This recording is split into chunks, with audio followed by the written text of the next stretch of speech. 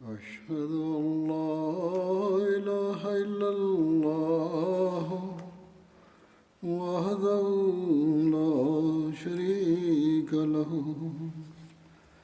وأشهد أن محمدا عبده ورسوله أما بعد فأعوذ بالله من الشيطان الرجيم بسم الله الرحمن الرحيم الحمد لله رب العالمين الرحمن الرحيم مالك يوم الدين إياك نعبد وإياك نستعين اهدنا الصراط المستقيم صراط الذين أنعمت عليهم غير المغضوب عليهم ولا الضالين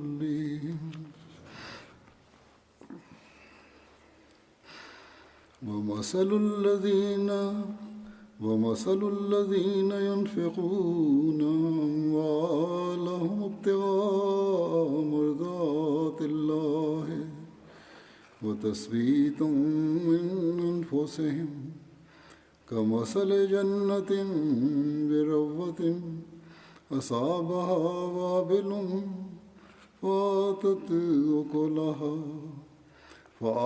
أكلها ضعفين وإن لم يصبها وابل فطل والله بما تعملون بصير.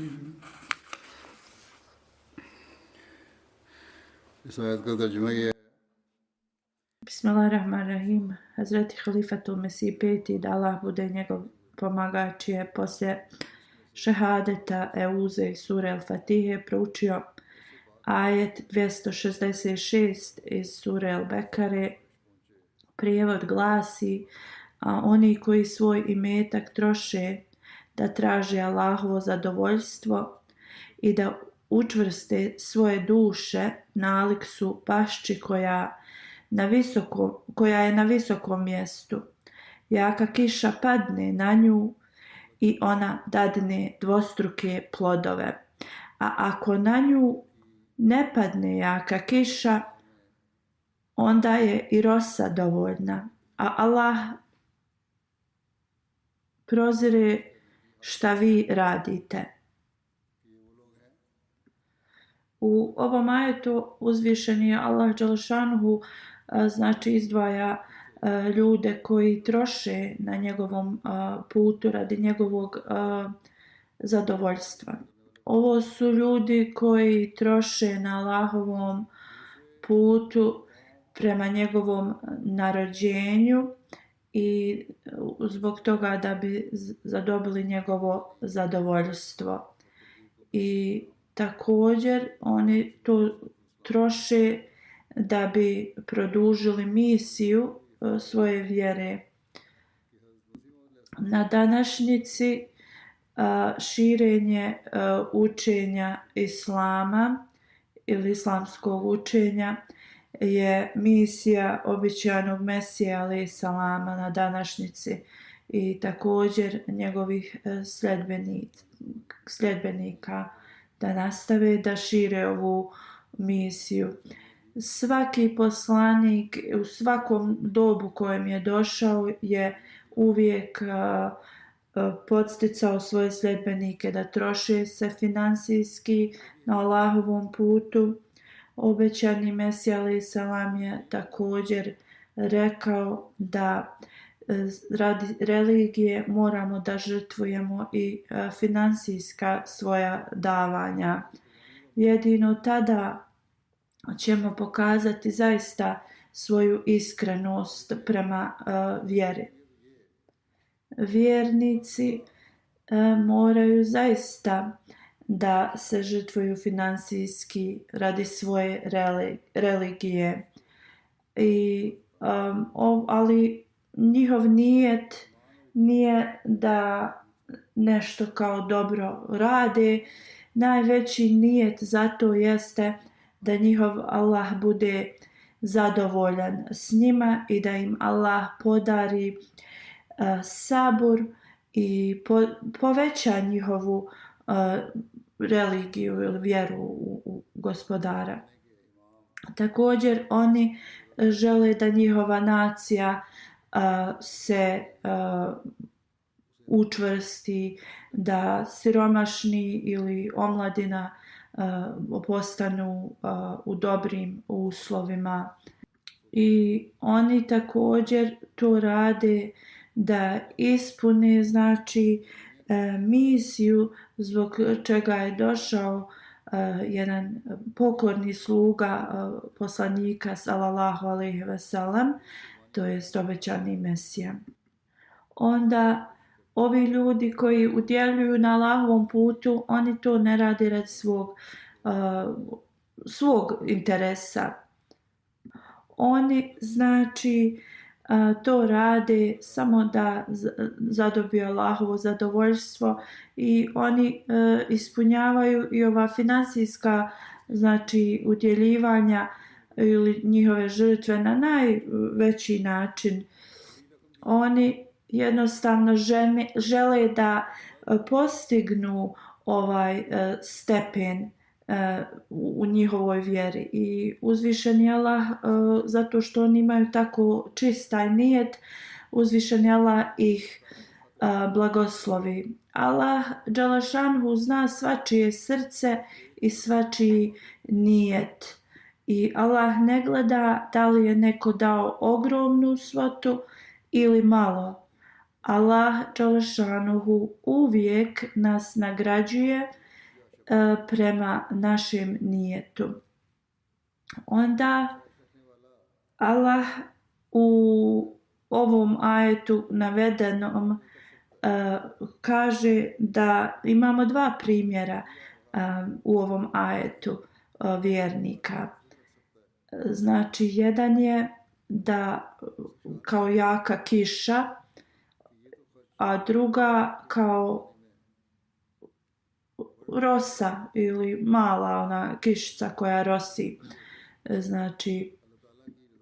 Osoba koja je bogatija udjeljuje za svoju religiju kao jedna teška kiša koja pada, ali osoba koja je siromašna, ona također ima ovaj nijet da bi volila da daje kao neka bogata osoba, ali oni imaju male uslove. U svakom slučaju, prema njihovom nijetu, oni dobivaju blagoslove Allahove i ako Bog da, oni će i uspjeti, Allah će ih blagosloviti da tako udjeluju.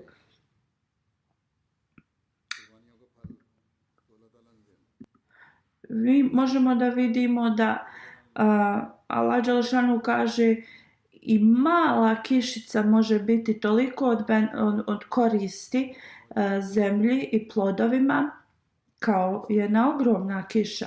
Tako u istom slučaju trebamo da gledamo na to i najmanje naše udjeljivanje prema Allahovom blagoslovu će da to bude nagrađeno od Allaha.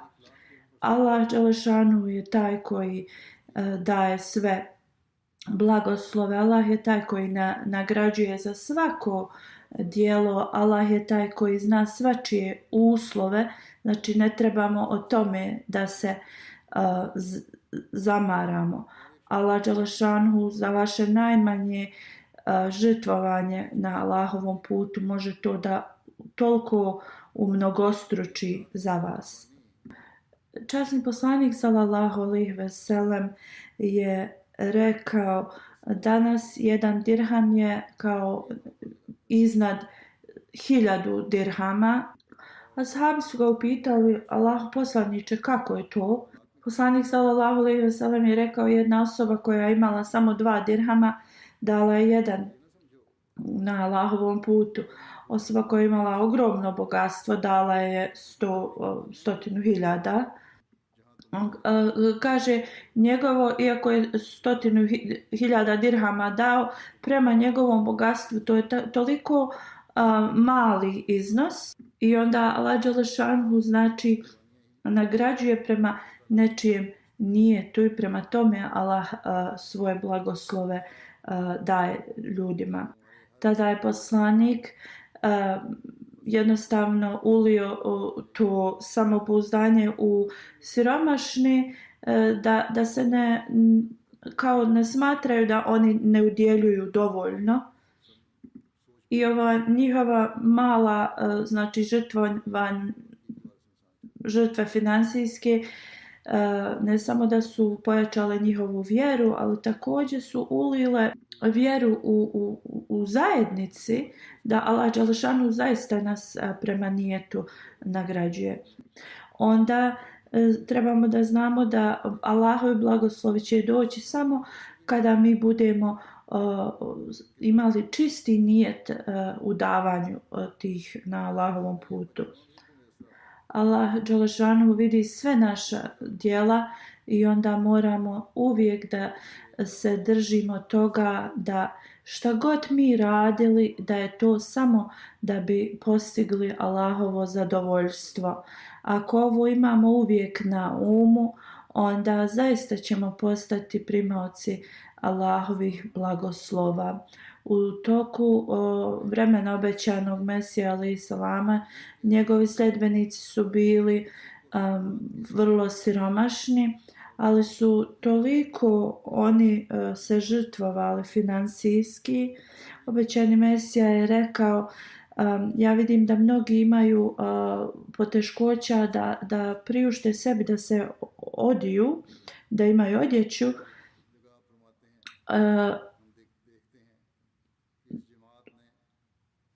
ali ovi ljudi isto nemaju nikakve imovine, ali koliko oni iskreno se žrtvuju i koliko su lojalni i non stop to rade. Obećani Mesija kaže, možemo da vidimo na njihovim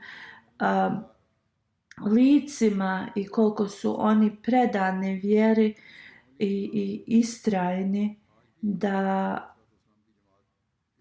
ljudi koji su ovosvjetski nastrojeni da ih vide koliko ovi ljudi imaju zadovoljstvo na svojim licima, oni bi bili spremni da daju svu svoju imovinu. Obećani Mesija na drugom mjestu kaže, ja vidim da ima toliki progres i lojalnost i iskrenost u našoj zajednici.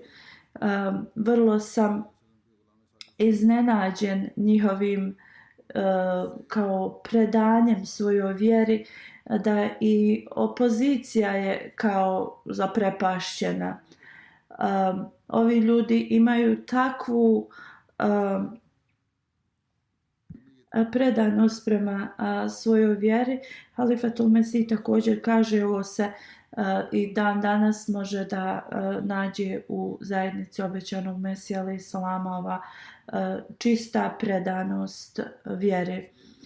I također u novim Ahmedi muslimanima koji su se nedavno pridružili zajednici, koji nisu još dobili moralni trening, ali ti ljudi su tako predani svojoj vjeri i koliko ljubav oni imaju prema obećanom Mesiji i prema hilafetu. I kao što je obećani Mesija rekao, i opozicija je toliko zaprepaštena ovim ljudima, kao šta ih toliko promijeni. Ovo je zaista Allahov blagoslov koji ulije u srce ovih ljudi, zato što su oni iskrene Allahove sluge. Ovi ljudi uvijek demonstriraju svoje dobre karaktere uvijek su spremni da ispune svoj bejat, uvijek su lojalni i poslušni svome halifi i zbog toga su oni tako blagoslovljeni. Na današnjici cijeli svijet je se okrenuo prema dunjaluku i ovosvjetskom životu, ali ovi ljudi se okreću prema svojoj vjeri. Ovi ljudi se natječu koji će imati bolji standard sa svojim gospodarom. Oni su ljudi koji su razumjeli da postignu Allahovo zadovoljstvo, oni trebaju da troše na Allahovom putu. Danas niko ne može da kaže da je zajednica obećanog Mesije alejhi selama da se kao postaje sve slabija i slabija. To niko ne može reći. Ova zajednica je uspostavljena od Allaha da napreduje, da se proširi i nijedan napad neprijatelja uopšte ne može dotaći progres ove zajednice. Hvala Allahu dželešanuhu, ova zajednica znači napreduje. I sada ću da spomenem neke komentare kako ljudi jednostavno kroz finansijsko također udjeljivanje postanu još sigurniji i predaniji svojoj vjeri.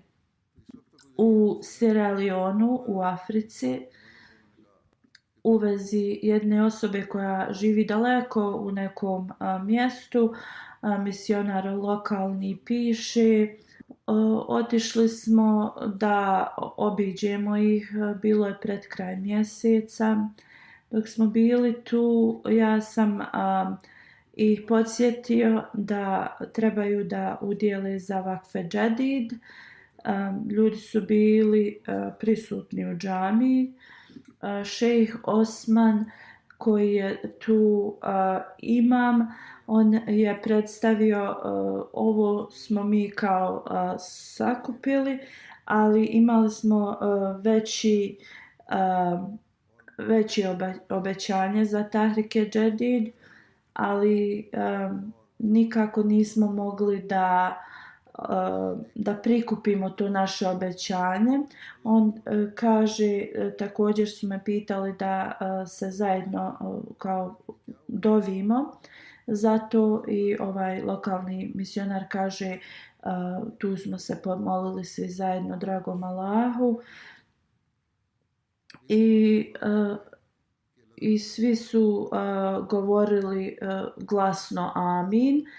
I kaže, ja sam se vratio u misionarsku kuću, nisam još ni stigao do kuće, imam te džamije pozvao i rekao doći će u našu kuću. Kaže, bio sam iznenađen zato što sam tek otišao od njih. Taj lokalni imam je došao i rekao, sad smo se pomolili i odmah poslije, kaže, moj jedan rođak je došao i dao je 100.000 tih njihovih valute i pitao me da se molimo za njega u vezi nečega i dao je taj novac. Kaže, ja kad sam to vidio, ja sam počeo da veličam Allaha i on kaže, ovaj rođak se začudio i rekao, šta si ti, zašto to govoriš u tom smislu? On kaže, ja sam objasnio da smo se sad molili da nam dragi Allah dželešanhu podari da mi ispunimo svoju kao obećanje za vakfe džedid. Imam šejh je donio taj novac za vakfe džedid. Halifetul Mesih kaže, ovo je za njih veliki iznos novca tu u Africi, ali za nas je kao 6 funti ili tako nešto. Kako god, za njih je ogroman, znači žrtvovanje na Allahovom putu. I on također imam, iako je sigurno mu je novac bio potreban, on je to sve dao na Allahovom putu. I ovo su znači primjeri kad jedan dirham je veći od 100.000 dirhama u smislu kad neko da, a ima toliko malo. Zaista uzvišeni Allah dželešanu će da podari svoj ljubav njima i blagoslove. I ovo također se ne može samo naći u jednom mjestu u našem džematu, nego ovo se nalazi svugdje i ne samo kod muškaraca, nego žena i svih omladine i svih ljudi.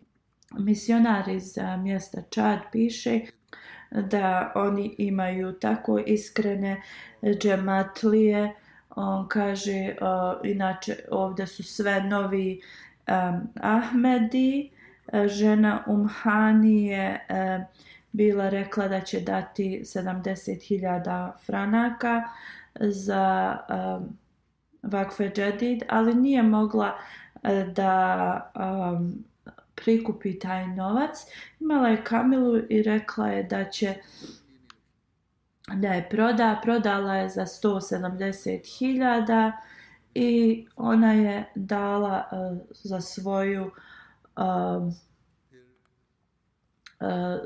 svoju to obećano za Vakfe Džedid, ali nije ni to 100.000 što joj je ostalo, nije zadržala za sebe, već je dala u razne druge fondove. Ibrahim, on je kao čoban u tom nekom mjestu, ali on je toliko daje na Allahovom putu od svoje zarade.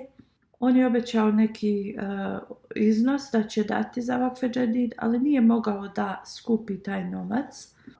Blizu tu ima rijeka gdje oni vade pijesak i on je odlučio da noćima radi, po noći da radi na tom poslu i šta god kao zaradi da on da za taj svoj obećani iznos za Vakfe Džedid. I on, znači šta je god zaradio na tom drugom poslu, sve je dao za Vakfe Džedid. Zašto on nije ostavio nešto za sebe? On to nije uradio zato što je razumio i shvatio kako se postiže Allahovo zadovoljstvo. I ovo također djeca, žene, svi imaju ovo shvatanje kako se postiže Allahovo zadovoljstvo. U Belizu, koji je daleko, daleko odavde i nijedan halifa nije posjetio to mjesto i svi članovi džemata su novi Ahmedi, ali oni imaju isto razmišljanje i svi kao, nije važno gdje ljudi žive, Africi, Americi, na otocima, oni svi imaju isto razmišljanje. To je ta revolucija koju je Allah dželešanu poslao preko obećanog Mesije. Jedan dječak, 14-godišnjak iz Beliza, on je za Tahrike Džedid dao i ja sam ga spomenuo kad sam govorio o Tahrike Džedidu i mnogi su kao mu čestitali i kao hvalili ga i neko je iz Kanade mu poslao $200 kao nagradu zato što on jednostavno bio jedan primjer drugima prema svom financijskom žrtvovanju.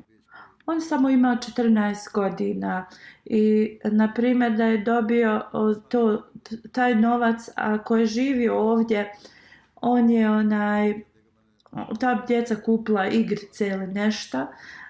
Dječak je rekao njemu treba neka socijalna karta i on je rekao ja ću uzeti $30 od ovog novca koji je dobio, ali ostatak 170 to što je ostalo, ja želim to da udjelim na Allahovom putu.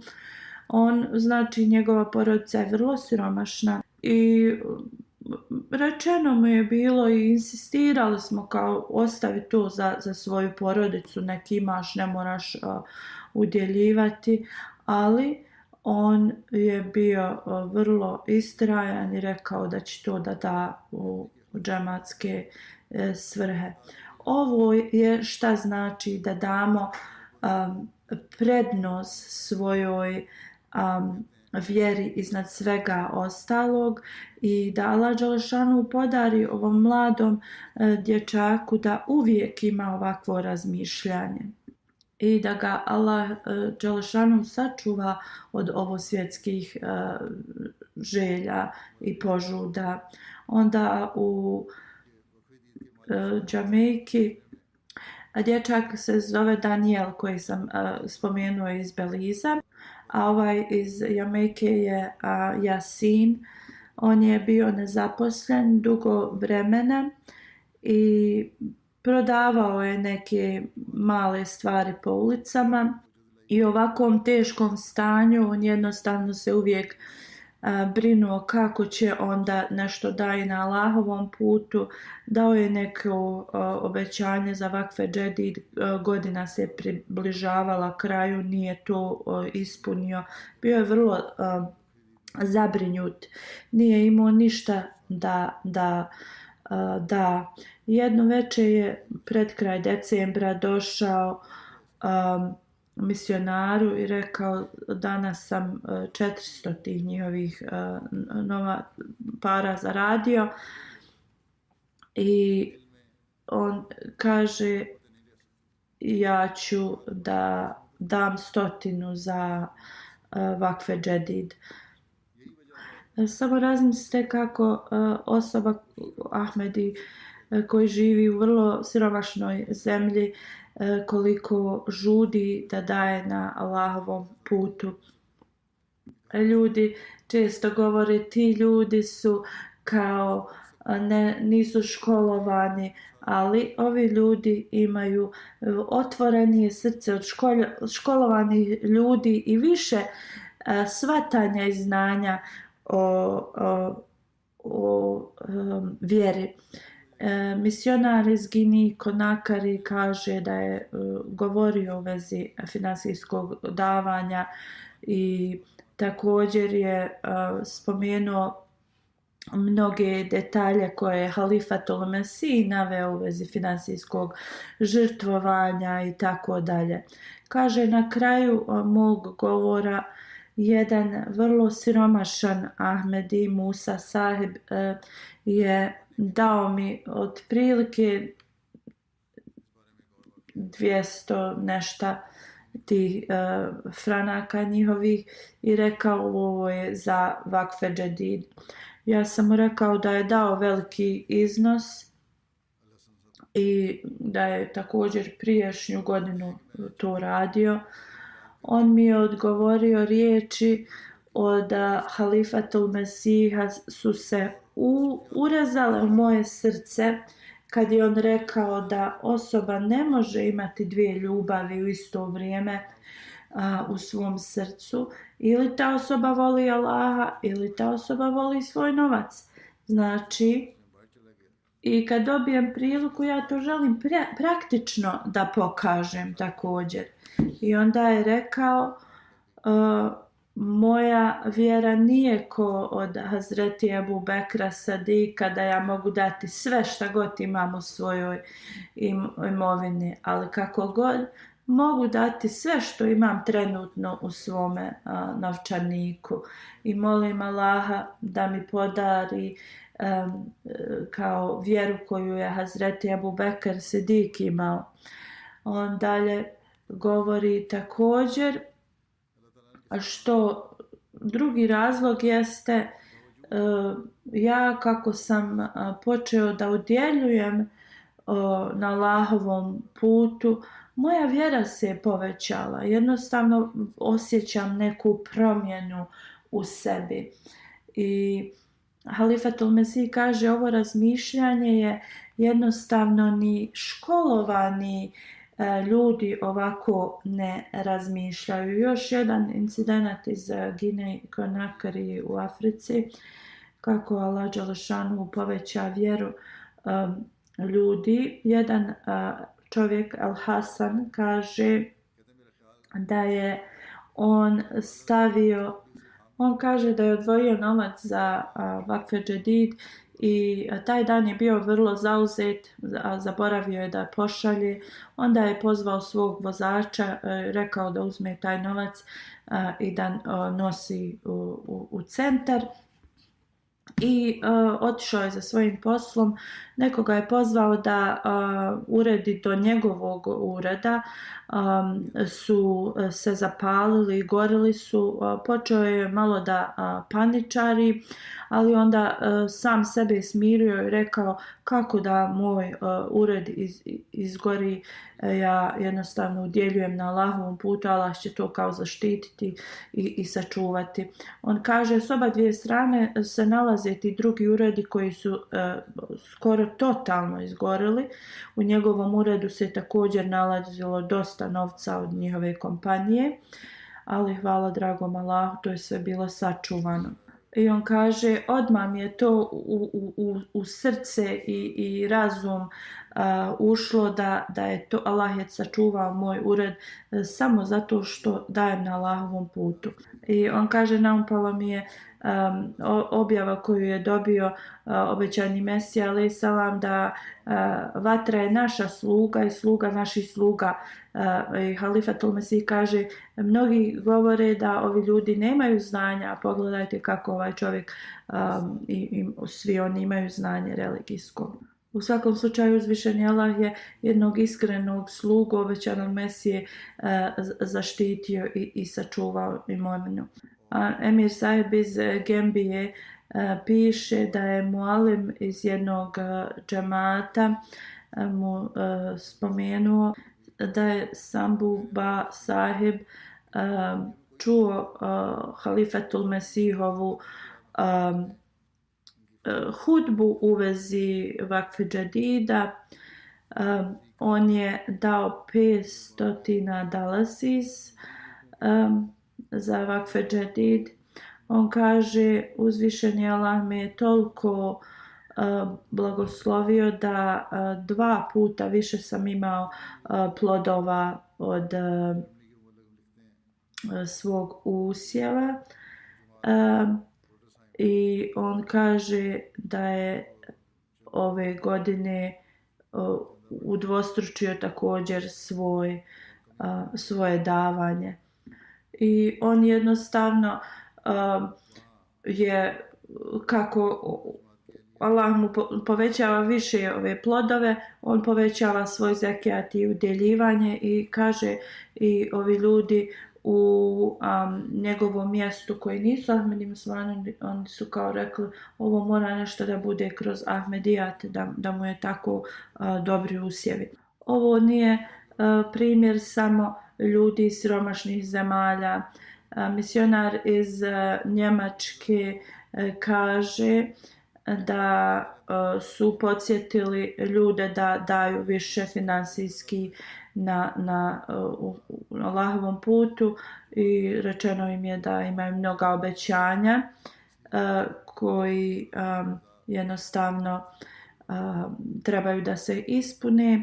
Supruga iz tog predsjednika tog džamata u Njemačkoj, ona je Njemica i ona je vrlo iskrena Ahmedi muslimanka. Kada je rečeno da trebaju da podignu što više davanja za Vakfe Džedid, da bi oni bili spomenuti isto u taj report izdvojenih džamata koji daju mnogo. Ova žena koja je nova Ahmedi dala je 19.000 eura. Nije ona nova Ahmedi u stvari, ona je podavno pridružila se Ahmedijatu, ali je dala 19.000. Ona je štedila ovo da bi kupila novo auto ali kada je to čula, jednostavno je željela da njihov džemat bude spomenut od halife i također prvenstveno željela je da postigne Allahovo zadovoljstvo. Također iz Njemačke jedan student je obećao 500 eura da će platiti za vakfe džedid. Roditelji su ga pitali pa kako ćeš to da uradiš? On je rekao nekako ću da to uradim. Allah dželešanuhu mu je dao odgovor za ovo. Njegov fakultet je rekao oni su selektirali 40 studenata koji će dobivati neku kao stipendiju od univerziteta i tražili su njegova kao detalja za banku i poslali su mu 1000 eura. On kaže Allah dželešanu mi je dvostručio moj kao nijet koji sam rekao da ću dati. Iz Velike Britanije imamo primjer. Oni su bili malo iza onoga iznosa koji su obećali da će dati za vakfe džedid u tom lokalnom medžalisu. On kaže da je dobio neko pismo da treba da plati neki iznos. Također je tad dobio da treba i da za vakfe džedid. On kaže ja sam odlučio prvo da platim za vakfe džedid, a onda kaže sljedeći dan sam dobio opet pismo od istog tog odbora i rekli su da on ne duguje ništa za te usluge, već da oni njemu duguju. I kaže Allah dželešanu je dao 10 puta više nego što sam ja udjelio za vakfe džedid. Iz Indije imamo primjer kako Allah dželešanu odmah blagoslovi ljude. Kada se vakfe džedid godina završila, inspektor tamo za vakfe džedid je išao i pričao ljudima u vezi toga. Otišao kod jednog čovjeka i govorio mu u vezi vakfe džedida.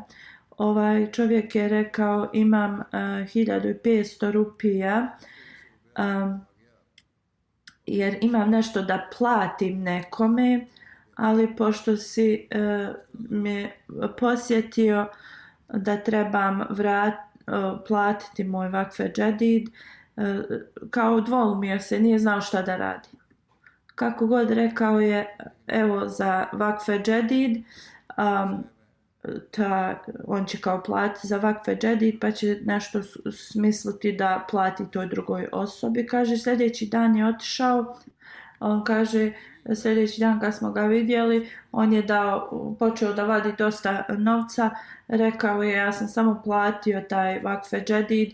Sljedeći ili u isto vrijeme ljudi su počeli da mu donose novac, oni su kao njemu dugovali novac, ali nikako nije mogao da dobije to nazad. I tako Allah dželešanu mu je podario blagoslove da dobije nazad svoj novac. Jedna osoba je dala 1 milion rupija za čendu. Njegova supruga se prešla na Ahmedijat, bila je kršćanka prije. Ona je vrlo iskrena muslimanka. Oba dvoje su musi, i muži i supruga.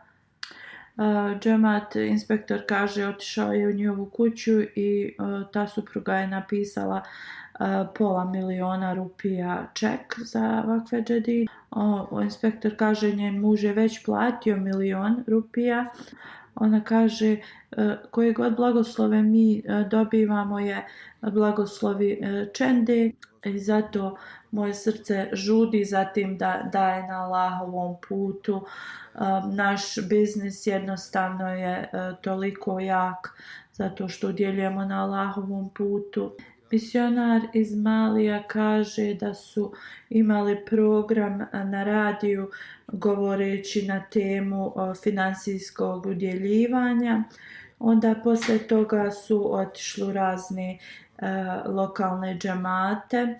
Novi Ahmedi je rekao kada je čuo da treba da se udjeljuje na Allahovom putu, on nije imao nimalo novca, ali je odlučio da bilo šta će da udjeli na Allahovom putu i kaže otišao sam u džunglu, nabrao kao tog drveća i onda je napravio kao ugalj od toga i kaže otišao je u selo i kada je delegacija džematska došla, on je 20 vreća znači uglja dao kao njegova udjela. I on je bio sretan da je na bilo koji način on nešto udjelio.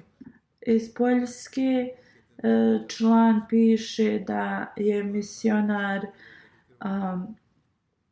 ih posjetio da trebaju da plaćaju za vakfe džedid. Taj dan je Dželsa Kadijan također bila i kaže ja sam slušao, želio je da sluša moj govor, ali njegov mobilni kao servis je morao je da uplati još da bi mogao da sluša halifin govor. I on kaže ja sam kupio produžio svoj servis i dao je nešto malo s te njihove valute za vakfe džedid. I to za sebe i za sina i njegovu suprugu dao je neki mali iznos. I odlučili su da neće ništa znači kupovati u nekoliko dana, ali da ispune bar nešto da danu za vakfe džedid. I također su molili se da su kao imali više da daju na Allahovom putu.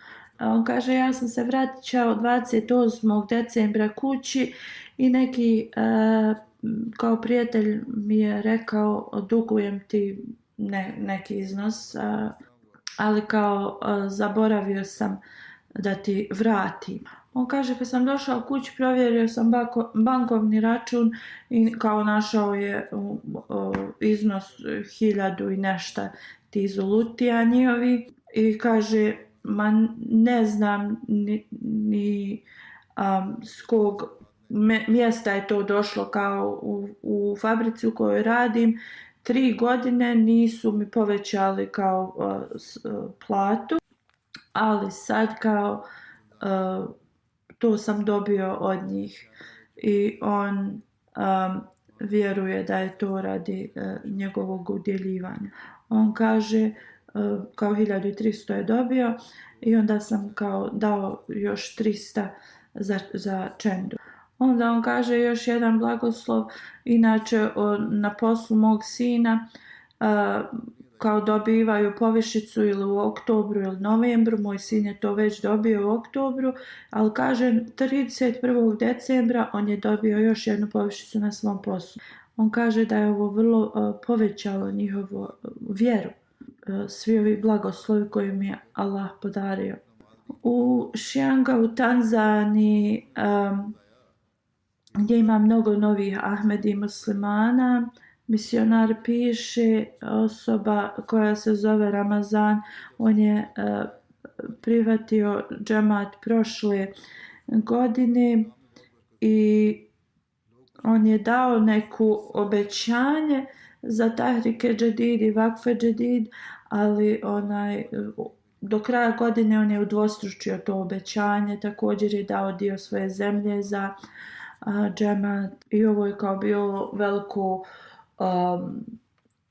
ljudi u njegovom selu su se kao čudili koliko on udjeljuje. Neki su se kao i smijavali kao ovaj će da da svo svoje bogatstvo radi svoje vjere. On kaže da objasnio je misionaru da kako se pridružio džematu jednostavno je shvatio šta je zaista blagoslov financijskog žrtvovanja i koliko Allah njega uznapredovao. On kaže šta god ljudi govorili, ali on je u toku godine mogao da bio u stanju da priušti i da kupi dosta placova i također je napravio još 2 kuće i sve ovo zato što daje neko financijsko žrtvovanje i mali dio zemlje džamatu. U Sierra Leoneu incident ili događaj kako nam pokazuje kako novi Ahmedi jednostavno su toliko uznapredovali u svojoj vjeri. Džibrail, misionar, piše Novi Ahmedi je dobio informacije u vezi vakfe džedida. Jedna žena koja je slijepa došla je sa nekim djetetom i rekla ja nisam dala nikakvo obećanje, ali želim da dam 2000 lijona za vakfe džedid. Misionar je upitao zašto se ti kao mučila, ja bi došao i da si me informisala, ja bi došao kod vas. Poslušajte šta je ova takozvana neuka žena odgovorila. Ona je rekla ja sam prvo došla i dajem vrlo malu kao donaciju. Kao kako da te pozovem da dođeš radi toliko malog iznosa u moju kuću. A također sam željela da dobijem totalni blagoslov i zbog toga sam ja sama donijela. In San Pedro regiona u Ivory Coastu misionar piše Koli Bali Sahib džamatlija pitao me je u toku Ramazana u vezi vakfe džedida i rekao da li osoba u toku Ramazana treba da poveća svoje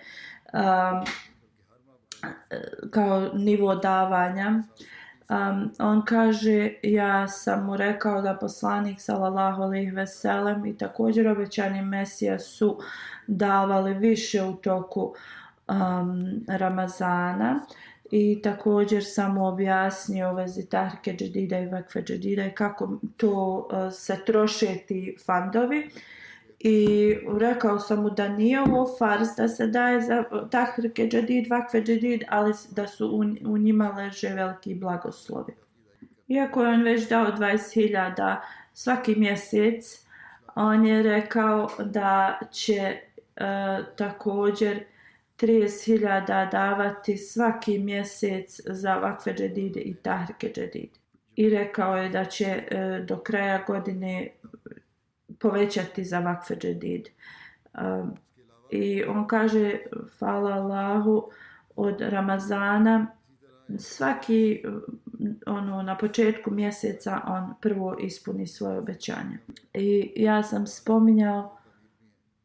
spominjao sam kako Allah dželešanuhu pomaže u širenju islama i hvala dragom Allahu 187 džamija je od prošle godine napravljeno, a 105 još džamija koje se trenutno započete i prave, i to u Africi.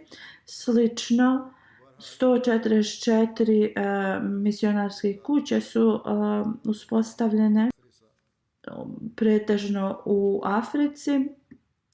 45 se još pravi misionarskih kuća. Osim ovoga, gdje ne možemo odmah da pravimo misionarske kuće ili džamije, misionari onda rentaju ili iznajmljuju svoje mjesta i 731 misionarska kuća znači se iznajmljuje u Africi, gdje još 632 misionarske kuće se iznajmljuju u azijskim zemljama. Također želim da spomenem da većina s prikupljenih sredstava u Vakfe Džedidu se troši u afričkim zemljama. Izgraditi džamije nije lahak posao jer imamo opozicije svugdje od protivnika. Kako god džemat radi sve ove poslove samo radi Allah dželešanuhu i njegovog zadovoljstva. Allah dželešanuhu je obećao uspjeh ove zajednice i zbog toga Allah nastavlja da daje svoje blagoslove i svoju pomoć ovoj zajednici. Događaj u Kongo Kinshasi, misionar piše da prije 2 godine džemat se uspostavio u tom regionu i tu se džamija pravi, sunni muslimani su jednostavno pokušali sve da zaustave tu izgradnju džamije, žaleći se vladi zbog nas. Onda kada ovo nije uspjelo, počeli su da prijete smrću. U svakom slučaju nisu bili uspješni. Džamija se nastavila. Ovaj koji se vodi poslove u vezi izgradnje te džamije kaže jedan dan jedan kršćanski profesor sa univerziteta došao je i pomagao je u radu i izgradnji te džamije. On je znači radio fizički posao kao dovlačio je pijesak na vagonima i tako. S jedne strane oponenti, znači opozicija se radi spletke i pokušava da zaustavi ovo, s druge strane Allah dželešanuhu šalje ljude od kojih se znači ne bi ni nadali da pomažu u izgradnji džamije. U Kamerunu prije 2 godine u jednom regionu džemat je započeti, tu su htjeli da izgrađuju džamiju, bilo je početo, ali onda je odjedanput dobijeno pismo da se to zaustavi. Tu je pretežno su muslimani naseljeni i kada su istraživali zbog čega je to, našli su razlog da su muslimani s tog mjesta rekli da je ovo teroristička organizacija i da oni nemaju ništa s islamom i da treba to da se zaustavi. Onda i ovo se koristi u mnogim muslimanskim zemljama i njihovi učenjaci ili ovi predstavnici idu i govore ovakvu propagandu. U svakom slučaju Halifetul Mesih kaže oni su meni pisali u vezi ovoga i također molili su se i naravno stvar otišli su kod političara. On kaže da ih je administracija tih njihovih politička pozvala. Tu su bili razni predstavnici. Kao glavni imam te zajednice i onda su počeli da čitaju report. I počeli su da čitaju taj report i rekli su iako smo zaustavili izgradnju vaše džamije, mi smo uradili istragu u vezi vas u cijelom Kamerunu i report je došao da je ovo internacionalni džemat koji je u preko 200 zemalja i da ste ovdje preko 15 godina u Kamerunu i da ste napravili džamije u raznim mjestima. Onda je naveo humanitarne svrhe koje Ahmedi rade kao vodu, izgradnja tih bunara za vodu. Onda je rekao Ahmedi se brinu za siročad, za studente, njihovo školovanje. Ahmedi govori uvijek protiv terorističkih organizacija. Džemat uvijek govori u vezi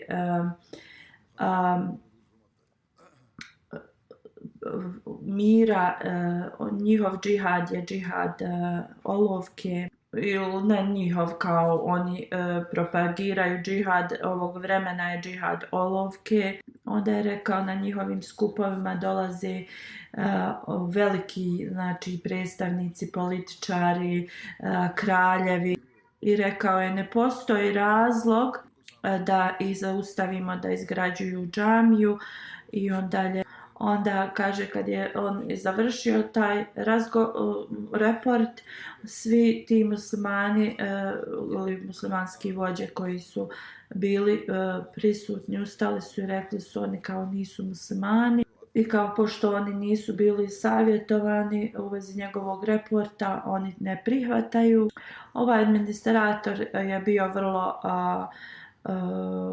povrijeđen njihovim komentarima i rekao ja znam kako da radim svoj posao i vi možete da napustite ovaj skup.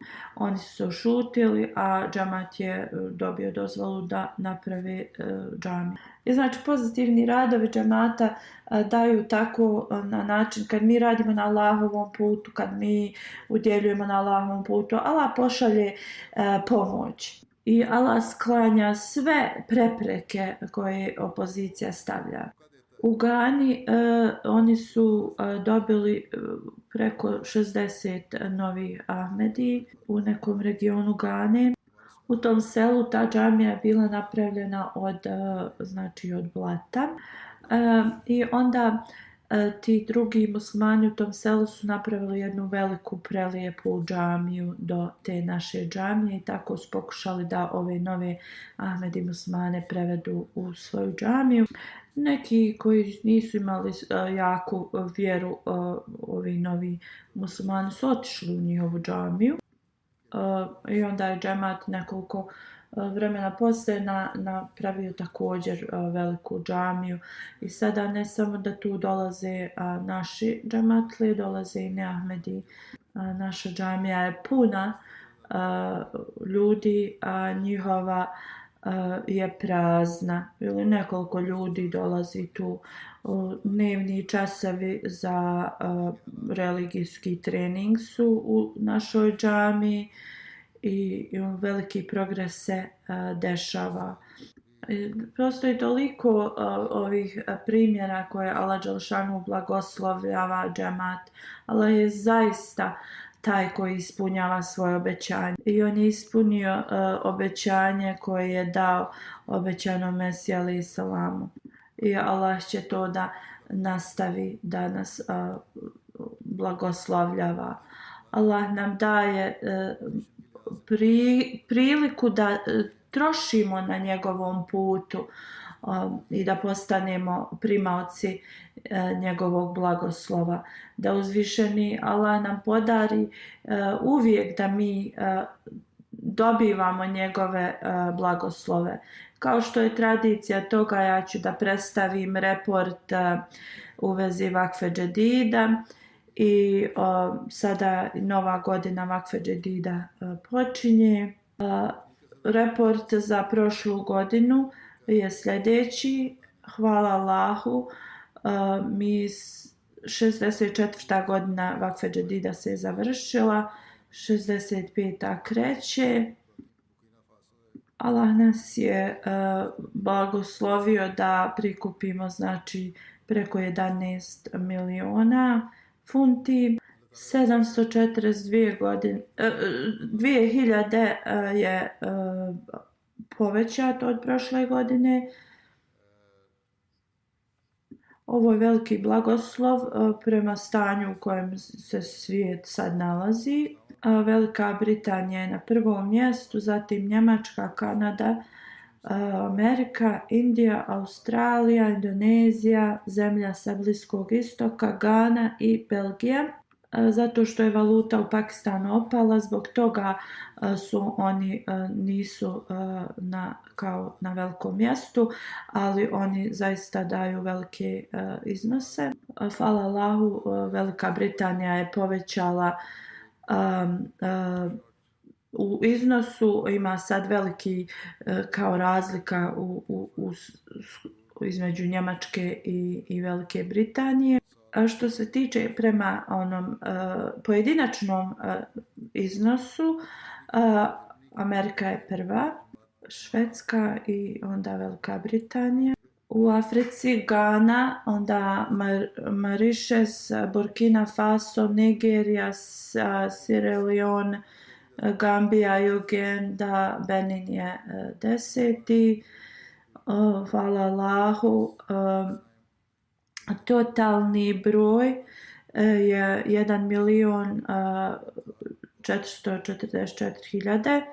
Prvi 10 džemata iz Velike Britanije su Islamabad, Farnham, Munster Park, Chin South, Aldershot, Birmingham South, Gillingham, Guildford i Hull. 5 regiona, Beitul Fatuh prvi, Islamabad drugi, Fazal Džamija, Beitul Ihsan Midlands. 10 u Daftar Atfal su Islamabad, Farnham, Roehampton, Guildford, Hull, Mitcham Park, Beitul Fatuh, Woodsall, Birmingham West. Onda 5 Hamburg, Frankfurt, Groß-Gerau, Wiesbaden, Bitzenbach. 10 Rudemark, Rudgal, Neuss, Rudensheim, Mahdiabad, Friedberg, Hanal, Florsheim, Frexental i Nida. Dalje lista u Kanadi Vaughan je prvi, Peace Village, Calgary, Brenton West. 10 u Kanadi prvi, Hadike Ahmed prvi, Milton West, Bradford, Durham, Milton East, Regina, Ottawa West, Winnipeg, Hamilton, Aberford. Onda sljedeća lista džemata u Kanadi Vaughan, Peace Village, Calgary, Toronto West, Brenton West. Onda 5 Daftar Atfal su Hadika Ahmed, Bradford, Durham, London, Milton West. Onda u Americi Maryland, Los Angeles, Detroit, Silicon Valley, Boston, Austin, Phoenix, Syracuse, Las Vegas i Fitchburg. 10 u Daftar Atfal su Maryland, Seattle, Austin, Silicon Valley, Phoenix, Fitchburg, Las Vegas, Zion. Što se tiče u Pakistanu su Lahore, Rabwa i Karachi, Islamabad je prvi, Faisalabad, Gujarat, Multan, Umarkot, Mirpur Khas. Što se tiče 10 glavni Islamabad City, Clifton, Karachi, Lahore, Iqbal, Karachi, Azizabad, Karachi, Lahore. 3 velika džamata za Daftar Atfal, Lahore, Karachi i Rabwa. Onda je Halifatullah Masih naveo te distrikte u Pakistanu. Da također naveo oni koji su najveći progres džamati u Pakistanu. U Indiji 10 prvi Kerala, Jammu Kashmir, Tamil Nadu, Telangana, Karnataka, Orissa, Punjab, West Bengal, Delhi, Maharashtra. 10 koji su Hyderabad je prvi, Kadian, Kerala, Coimbatore, Kolkata, Calicut, Rashinagar, Malapalayam. Iz Australije prvi 10 Melbourne, Long Warrant, Castlehine, Master Park, Adelaide South, Melbourne, Perth, Penrith, Adelaide West, logen ist. Halifatul Mesih je onda naveo i druge kategorije iz Australije kao otfal, prikupljanje. A Halifatul Mesih je rekao da uzvišeni Allah blagoslovi sve one njihovo znači bogatstvo i potomstvo koji su učestvovali.